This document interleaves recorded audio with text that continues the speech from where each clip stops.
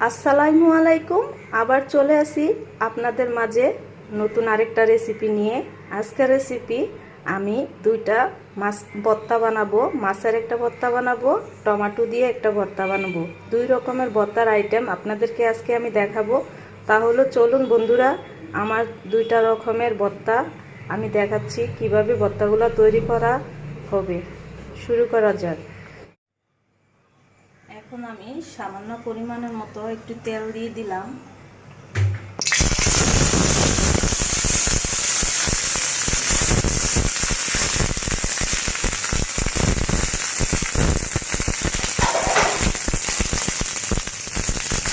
পাঁচ মিনিটের মতো আমি এটা ঢাকনা দিয়ে কম জালে তেলে নেব টমেটোটা। এইভাবে টমেটোটা আমি ভালো করে তেলে নেব। এইভাবে ভালো করে আমি আস্তে আস্তে এটা তেলে নেব। টমেটোটা ভালো করে সিদ্ধ করা লাগবে।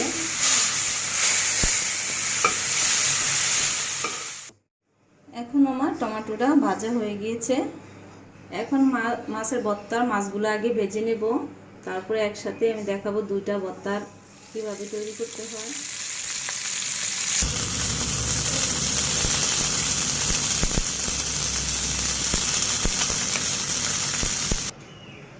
আমি মাছের ভর্তার জন্য পেঁয়াজটা ভেজে নেব।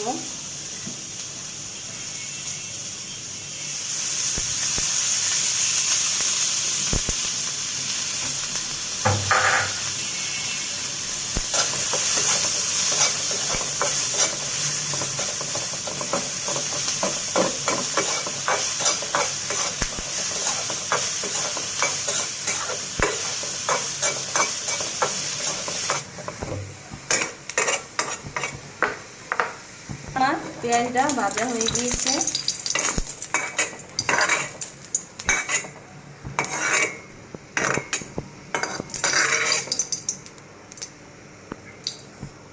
এখন আমি শুকনো মরিচটা ভেজে নেব। সামান্য পরিমাণ তেল দিয়ে এটা শুকনো মরিচটা আমি ভাজবো।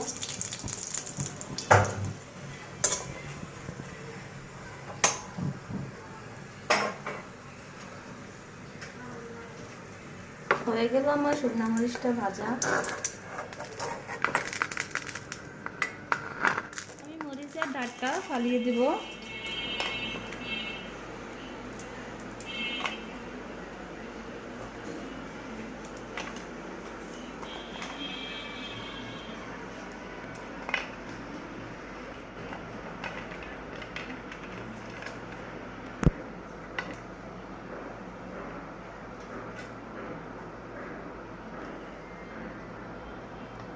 সামান্য পরিমাণে লবণ দেব, কারণ মাছ ভাজতে নিয়ে লবণ দিয়েছিলাম মাছের মধ্যে। এখন আমি মাছ ভর্তাটা হাতে কিভাবে বানাই সেটা আপনাদেরকে দেখাচ্ছি।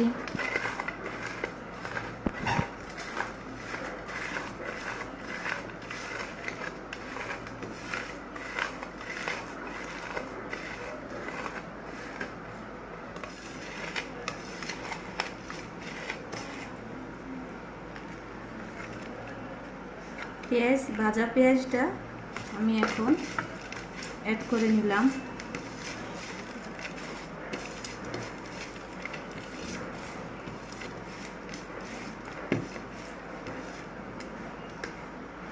তারপরে মাছটা কাটার থেকে ছাড়িয়ে এভাবে দিয়ে দেব।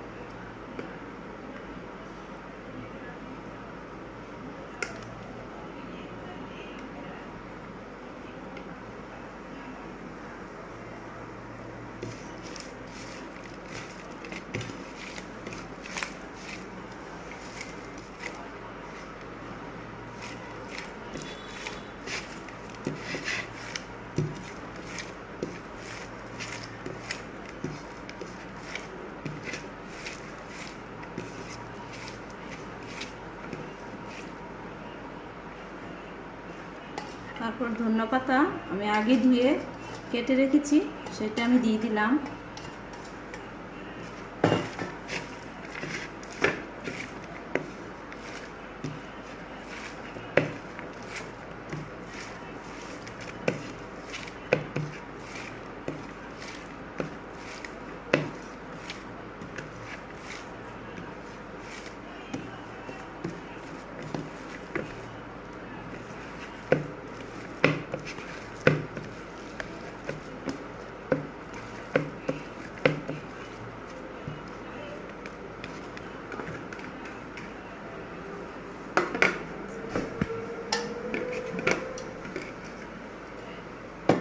টমেটোর ভর্তাটা আপনাদেরকে করে দেখাচ্ছি।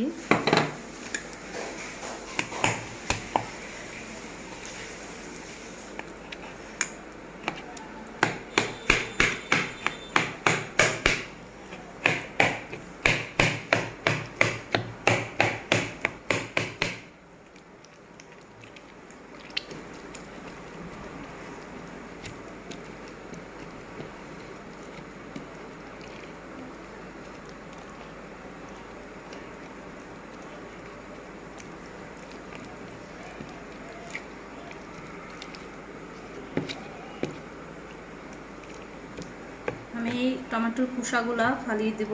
টমেটোর ভর্তার সাথে খোসাগুলা রাখবো না, খোসাটি ফালিয়ে দেবো এভাবে। তারপর আস্তে আস্তে করে এভাবে ভালোভাবে চটকাতে হবে।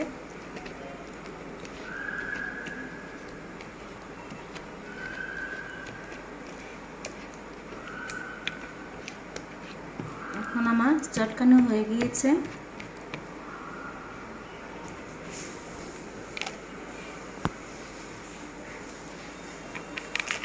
শুকনো মরিচগুলা আমি এইভাবে গুঁড়া করে নিব।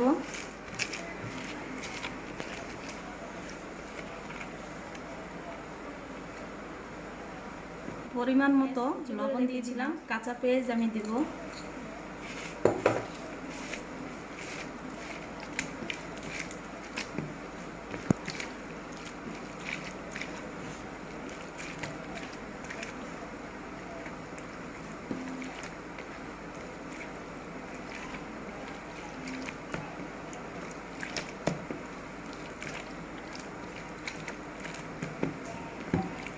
তারপর সরিষার তেল আমি দিয়ে দিব।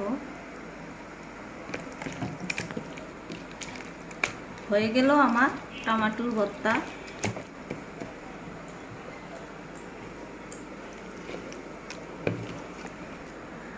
হয়ে গেল আমার টমেটোর ভর্তা। হয়ে গেল টমেটো আর হলো মাছের ভর্তা, দুই রকমের ভর্তা আজকে তৈরি করে আপনাদেরকে দেখাইলাম। আমার জন্য দোয়া করবেন, আপনাদের জন্য দোয়া করি। ভালো থাকেন, আল্লাহ হাফেজ।